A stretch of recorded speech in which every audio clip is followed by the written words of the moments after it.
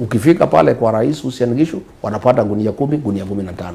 Na mashamba karibu yote ni ya William Ruto yake mwenyewe. Ingine amechukua kwa University ya Eldoret, ingine amechukua University ya Njoro. So unakuta hata ukiangalia ile list ya distribution, iko siku ilikuwa imeletwa kwa Senate, almost 70% ya mbolea ile ya bei rahisi ambayo imekuwa subsidized na serikali inaenda katika pahali rais anatoka, au wengine katika the rest of Kenya wanapatiwa kidogo kidogo. So sisi tutafanya kwa njia ya usawa. Wakenya wote ni watendewe haki na waangaliwe kwa usawa, kwa sababu Wakenya wote, hii Kenya ni yao.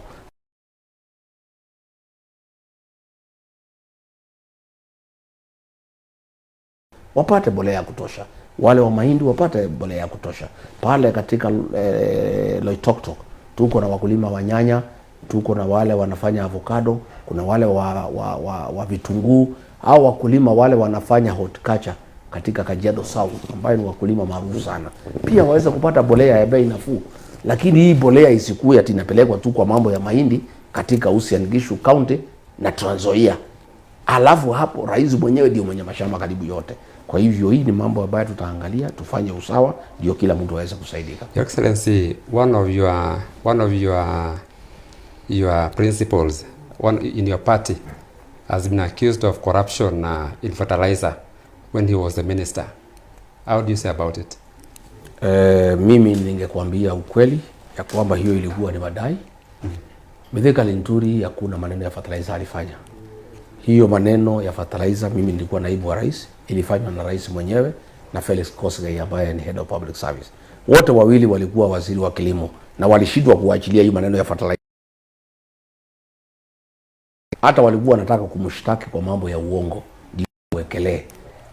Watu wenye kufanya mambo ya fake fertilizer ni William Ruto na Felix Kosgei na watu yao.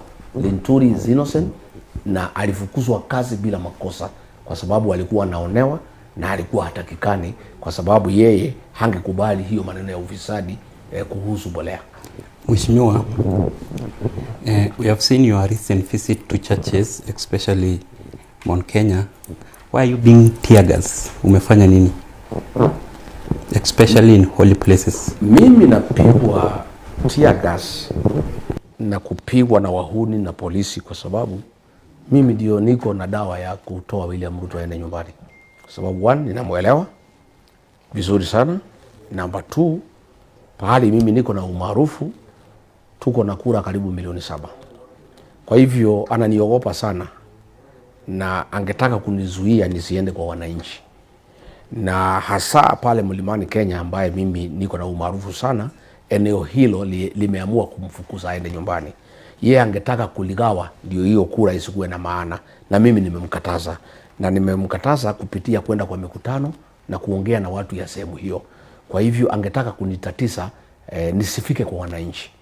Siku nilikuja Narok tariki 24, alinizuia kufanya kampeni kwa sababu huyu Maskonde alipata kura 6,000. Kama ningekubaliwa kufanya mkutano wa saa moja, angepata kura 10,000. Kwa hivyo mimi ndio anaogopa sana katika upinzani. Na ndio unaona hakuna mtu mwingine anapiga katika upinzani. Mimi peke yake ndio ninapigwa. Mpaka saa hii ameanza kutupiga kanisani, kupiga wamama, kupiga watoto pale Udhaya, Wetima. Walikuwa wamepanga kuniua hapo kanisani. Mpaka wa leo askari wanajulikana, wale walikuja kutuua hawajashikwa. Zile magari za polisi zilitumika zinajulikana, madriver hawajashikwa.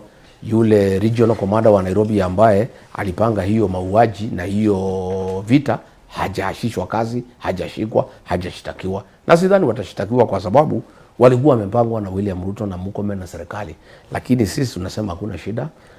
Tulikuwa kwa Inspector General tukaongea na yeye na akatuambia turudi tarehe 16, atuambie amefikisha wapi, tutarudi.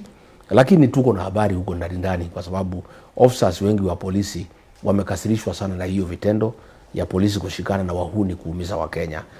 Maofisa wengi wa polisi karibu 95% hawataki hii maneno ya kupiga watu risasi, kuteka watoto nyara, kuua watu. Kwa hivyo ndani ya polisi tunapata information mingi sana. Wametuambia uchunguzi umekamilika, wale maofisa walitupiga wanajulikana, wale wanasiasa walipanga na kutoa pesa wanajulikana, lakini inakanyangwa wasistakiwe. lakini wacha tungoje tuone vile itakuwa. Tukiwa hapo kwa makanisa, we have seen you visiting most of the churches in Mount Kenya. What measures are you taking to also visit kanisa, tuseme Narok Town, Samburu, Laikipia? What measures are you putting? Unajua mimi sasa, kama sasa siku nilikuja Narok walinipiga na kunizuia, lakini mimi sikufi roho, nitakuja. Kama sasa siku ya Valentine Day tarehe 14, nataka kusherehekea siku hiyo na Wamasai, na nitakuwa pale NSM pale Melili Ward, nyumbani kwa Orpoya Kamwaro.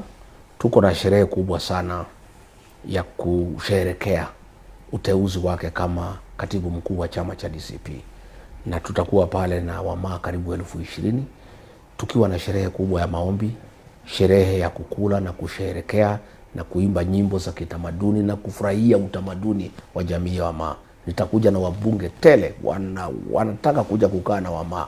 Tumeuliza Kamwaro watengeneze nyimbo za Wamaa, mavazi ya Wamaa, atuchinjie kimaa, tukuje tuketi huko tuongee na Wamaa, tuongee mambo yetu na tupendane na tuelewane na tusherekee pamoja. Na tariki 23 nikielekea Kisii ambaye tuko na mikutano kubwa sana, nitapitia Narok Town pia kuja kusema asanti kwa watu ya Narok Town kwa kuchagua Maskonde na kuchagua DCP. Kwa hivyo nitakuwa hapo Narok, kutakuwa siku ya Jumatatu around saa 5 nitakuwa hapo nisalimie watu ya Narok. Alafu nipitie hapo tusalimie watu pale Mulot.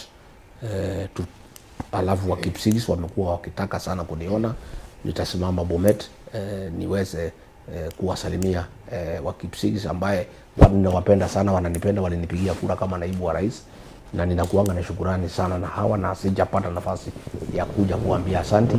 Hawa hakunitoa kwa kiti, William Ruto ndiye alinitoa. Mimi sina shida na Wakalenjin, walinipigia kura, niko na shukrani, wananipenda sana, mimi niliwatetea sana. Hata hii maneno ya shares niliambiwa timi, nasema ni hao nilikuwa naitia shares zao kwa sababu walipigia serikali kura na wapati, na pia wameniambia wameumia sana, wameumia kama Wakenya wengine. Nitapitia hapo Bomeni wasalimie, alafu tuende Kisii. Tutakuwa huko Kisii karibu siku 3 na Bwana Fred Matiang'i. In the same Valentine Day, date 14, in Nesamplai, we have some leaders who are fighting the Narok North parliamentary seat in DCP, and they wish to be there. Are you allowing all leaders in Narok North? Mimi nimealikwa pale, na ni matumaini yangu ya kwamba Ole Kamwaro wamealika Wamaa wote na watu wote wa DCP.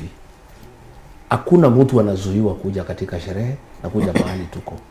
Wale watu wote wa DCP, wale watu wanatupenda, wale watu wafuasi wa Ole Kamwaro, wafuasi wa DCP, wafuasi wa Rigiji, Wamaa, mashemeji yangu, marafiki zangu, wote wamekaribishwa. Tukule, tusherekee, alafu tuongee mambo yetu, kwa sababu sasa sisi tumekuwa familia moja, lazima tupange mambo yetu. Lazima tuketi pamoja chini ya miti tupange mambo yetu. On that note, Your Excellency, concerning churches, we have seen many members, honorable members of UDA, accuse you of planning chaos to gain popularity. How do you... Sasa nikuulize ndugu yangu, wewe unajua hiyo ni ujinga, kwa sababu pale Udhaya tulipigwa na polisi wakiwa na Land Cruiser ya polisi 3. Rigiji atatoa wapi Land Cruiser ya polisi? Walikuwa natia